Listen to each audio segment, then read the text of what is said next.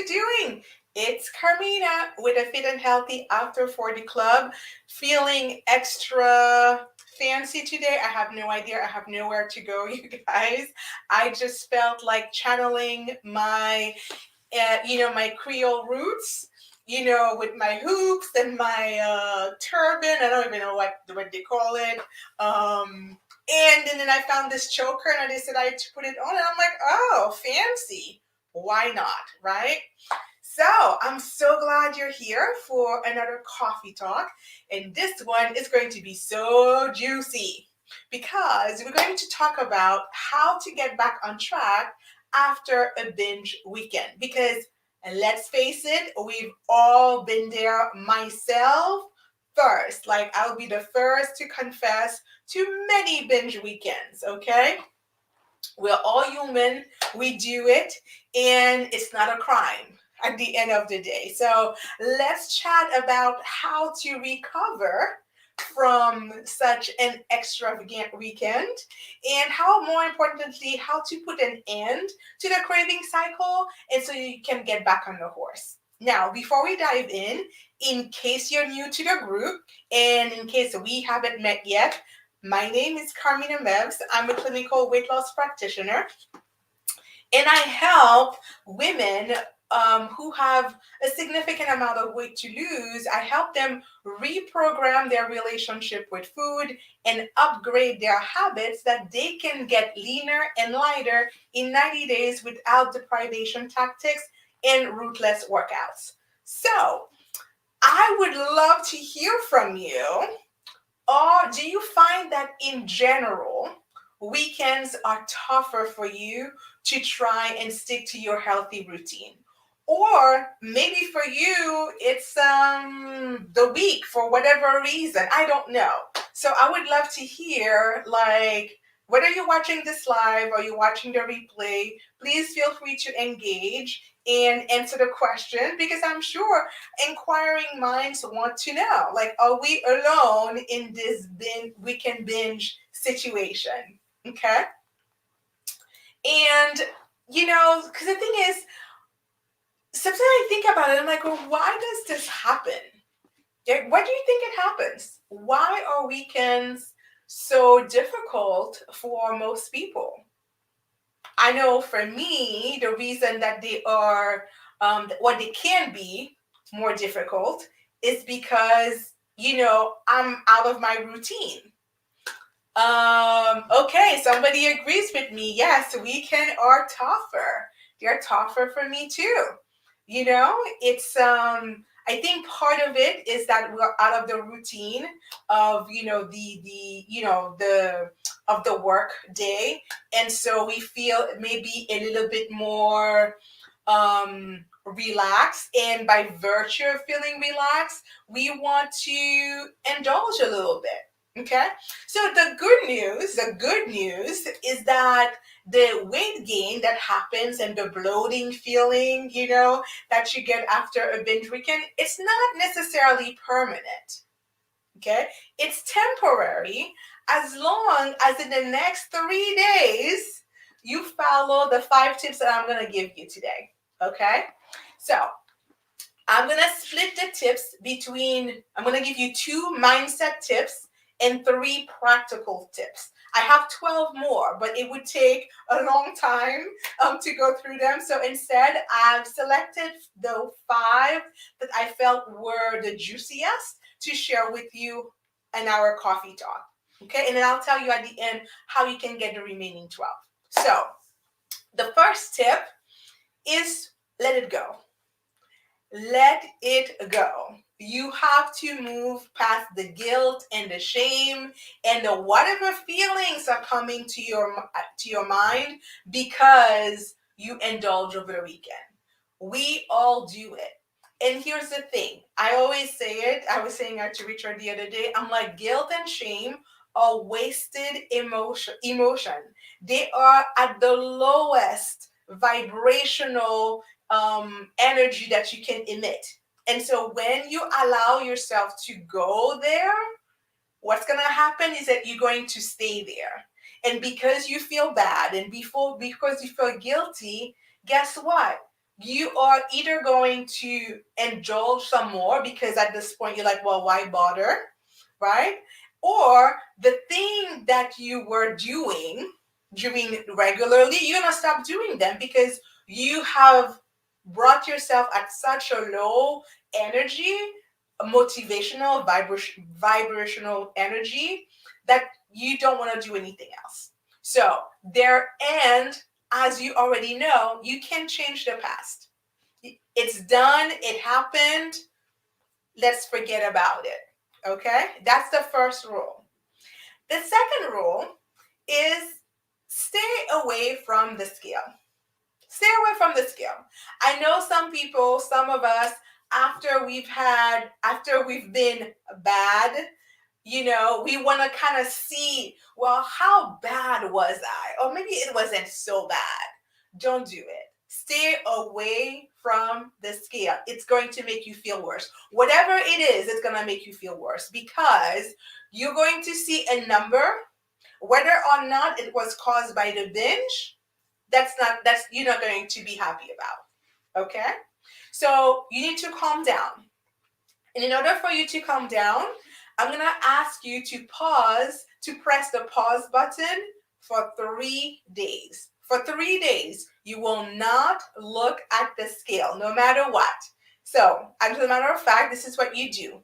You set an appointment in your calendar for 3 days in the morning before you eat anything. If you want to weigh yourself, this is the day you will do it. Not before. You can do it after, of course, but not before 3 days. Now, why do I say 3 days? Well, because, in the moment when we react to something too quickly, we tend to do things that we regret, right? We already feeling bad about it. We already have negative feelings and input in, that mean voice that is in the background that's telling us how wrong we are and how we can't do it. That voice is in full blast during the first few days after you binge. So we don't want to feed it any more information to make us feel worse, okay? And more importantly, during those 3 days, I want you to ask yourself and write down the answer to that question. What possible good could come from this experience? What possible good could come from you having binge eat over the weekend? I know it feels like what?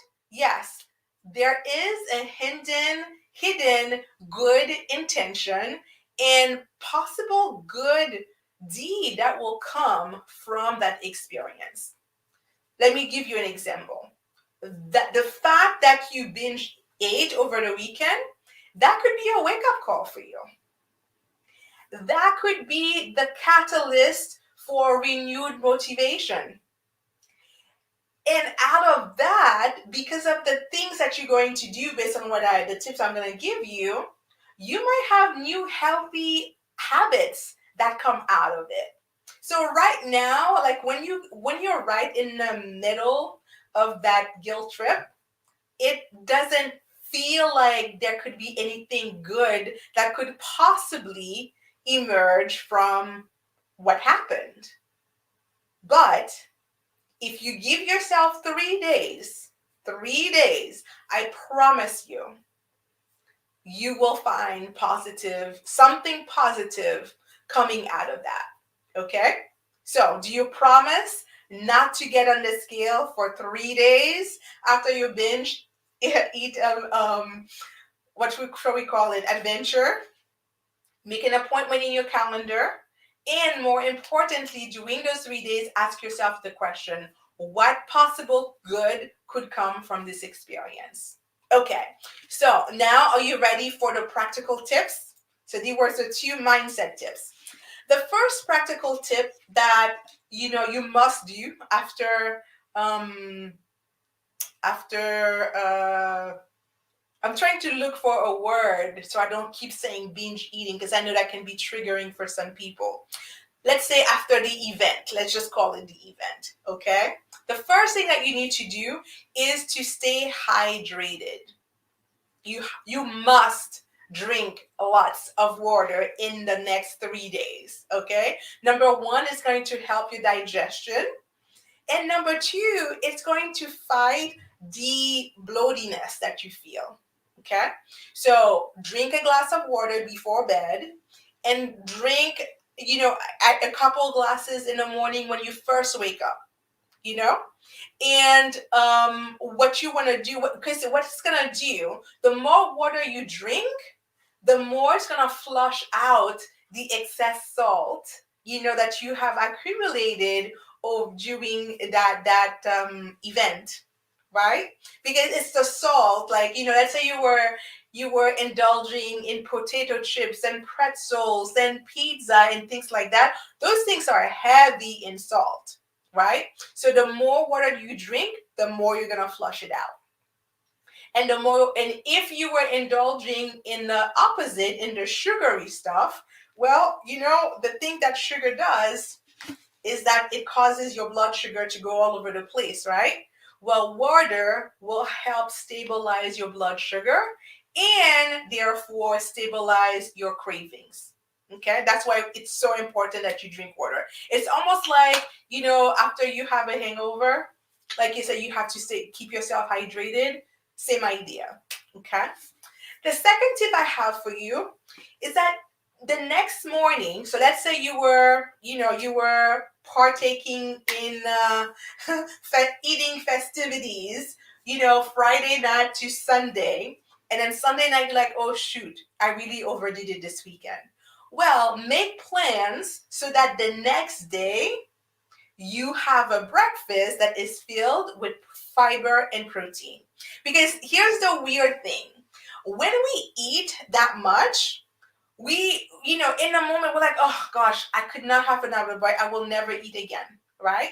But when we wake up the next morning, we feel even more hungry than we did before. This is why usually, when you start the festivities on a Friday night, it usually doesn't end on Friday night. It usually keeps on going through Saturday and Sunday and more if you don't catch yourself, right? So that's why it's important that the let's call it the morning after, you have a good breakfast, right? Because again, when you have a big dinner, for example, right, a dinner that's not made up of the healthiest foods, your insulin is gonna spike, right? The levels are gonna go up, right? And what happens when you're on the top of the roller coaster? Whatever goes up must go down. You're gonna experience a blood sugar crash, and that is going to increase your feelings of hunger and cravings the next morning. So, what is the reaction that most of us have? We're going to stuff our faces with sugary cereal, right? Which is, again, pure sugar, pure carb. It does nothing to set us on the right track. So instead, go for a magic plate. A magic plate is a mix of protein, carbs, and fats. Okay? So that's going to help tame the hunger that you're going to feel. And it's going to help you digest easier, right? The heavy meal from the night before. So like a staple meal for a day after is something like you could have 2 whole eggs or just the whites if you want to, but honestly, you can eat the whole egg. It's not going to do you any harm. Have it with maybe some avocado for healthy fats. So the eggs is the protein, the avocado is the fat and the fiber, and then have a cup of fruit, and that's your carbs. So that's a magic plate. Okay. And then my third and last tip for you is to avoid known food allergens. So the biggest culprits are things like gluten and dairy products and coffee and refined sugar and sodas and like acidic foods, things like fruit juices, pasta, alcohol. Like stay away for that for 3 days. Okay, we're talking 3 days, you guys. We're not talking a month, not even a week, just 3 days to reset your system and get rid of the extra couple of pounds that you may have put on during your festive eating.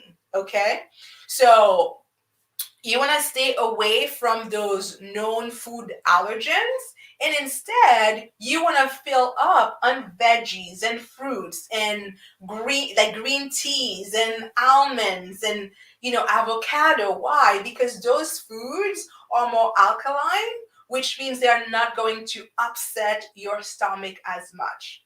Okay, so you want to focus on like those things first. So stay away from gluten, dairy, soy, coffee, sugar, right? And then if you want to, you can even add more things to avoid during those 3 days. But honestly, if you start with those known food allergens, you'll be way ahead of the curve. Okay? So I'm curious, does it feel doable for you? Those 5 ways to bounce back after a binge. Okay. So again, I get that you feel guilty, but don't wallow in a pity party, because we can't undo the past, so we have to move on from there. So let me know in the comments, do those tips feel doable for you for 3 days of implementing that strategy, so that whatever weight you may have gained is not permanent. Okay, so just a quick reminder, forgive yourself, stay away from the scale. Okay, drink lots of water, load up on fiber and protein on the very next day, and stay away from food allergens, gluten, soy, dairy, sugar, things like that for 3 days. Okay? So let me know in the comments whether you're live with me or you're watching the comments. It's like, oh yeah, that's pretty doable, or oh my God, that feels so hard. I'm just curious. I just want to gauge what feels easy and what feels a bit too much. Okay, so if you want the remaining 12 tips, so I just gave you 5 of the juiciest, but if you want the remaining 12, comment below the video the word weekend. Okay, and then someone on my team will send you a download.